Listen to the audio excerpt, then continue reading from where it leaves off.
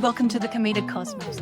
I'm so glad you could join me. I'm V. Wilder, the result of the scientist, artist, and philosopher somehow sharing the same nervous system and trying to make peace with it. It's a little crowded in here, but we get along most days. No one really teaches you how to be human, do they? We sort of hatch into the chaos and learn by bumping into things, mostly each other. That's why I wrote Brave New Life. Not so much a self-help book as a being manual. Less how to manifest your dream yacht, more how to feel comfortable in your own skin, even when the world's on fire. It's the kind of guide I wish my younger self had had, so that she wouldn't have spent all these years pleasing everyone except herself. I grew up all over Mexico, Canada, the US, Australia. Diplomat's kid, which sounds glamorous until you realize it means constantly having to start over and never really knowing if your accent's going to fit the furniture. But it gave me something beautiful, the sense that culture is just one of the many costumes we wear on Earth. I learned to slip between them, to listen, to translate, to see how every place has its own rhythm of being alive. And that became my obsession. What does it really mean to be human beneath the costumes?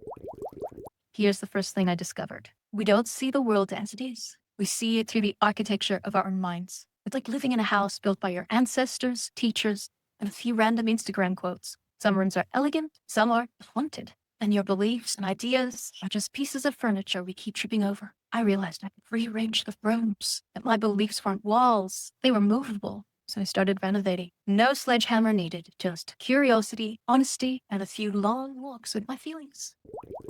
I have a medical science degree, which means I can say with authority that laughter, fresh air, and a decent playlist can do more for your chemistry than a lot of pills do. But I'm also an artist, so I know that feelings don't just live in the brain. They live in your muscles, in your breath, in the way that you hum to yourself while making tea. Your body's a conversation. Every cell is listening to the story you tell about being alive, and the story changes everything.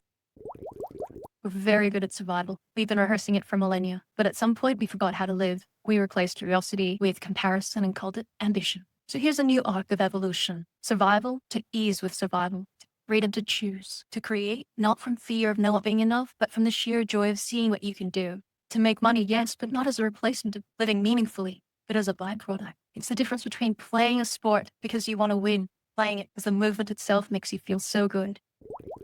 Meaning isn't something we find out there. It's what appears when we stop trying so hard to matter. For me, singing, writing, wandering through ideas about consciousness, and finding ways to make other humans and myself laugh while we remember how extraordinary we already are. We don't have to audition for the role of worthy humans. The fact that we exist means we've already got the part. Maybe we are naturals after all. No understudy required. All we have to do now is enjoy the production.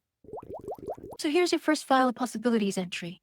What if feeling good isn't something to achieve, but something to return to? Hold that thought, the way sunlight holds a leaf, lightly, but completely. Next episode will explore why your emotions might be nature's original language, and why paying attention to them might just be the most advanced form of intelligence there is. Until then, ponder what your life would be like if you were the protagonist in your own utopia. And remember what you most care about and what you most love doing, then get curious about their love child. And what are the good feelings in your inner garden? Because maybe, just maybe, we're not here to survive the world, but to feel good in it.